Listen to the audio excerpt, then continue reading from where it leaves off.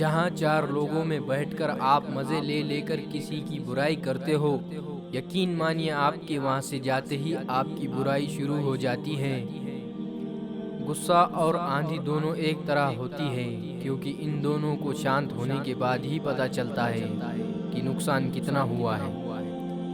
इस दुनिया में कोई किसी का हमदर्द नहीं होता। मिट्टी को कब्रिस्तान में रखकर अपनी ही लोग पूछते हैं और कितना वक्त लगेगा। जहर का भी अपना हिसाब होता है। मरने के लिए थोड़ा सा पीना पड़ता है और जिंदगी जीने के लिए बहुत सारा पीना पड़ता है। नींद भी क्या गजब की चीज़ है। अगर आ जाए तो सब कुछ भुला देती है और ना आए तो सब कुछ याद दिला देती है। जो आपकी हर बात का यकीन करता हो उसे कभी झूठ मत बोलना। गलत सोच और गलत अंदाज़ा इंसान को हर रिश्ते से गुमराह कर देता है।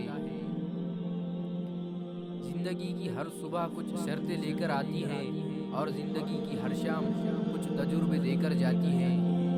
लोगों की कमाई छोटी या बड़ी हो सकती है, लेकिन रोटी का साइज हर घर में एक जैसा होता है। आपकी जिंदगी आपके हाथों में है, किसी और का इंतजार मत करो। जिस घर में लड़कियों की इज्जत नहीं होती उस घर में सुख चैन कभी टिक नहीं सकता।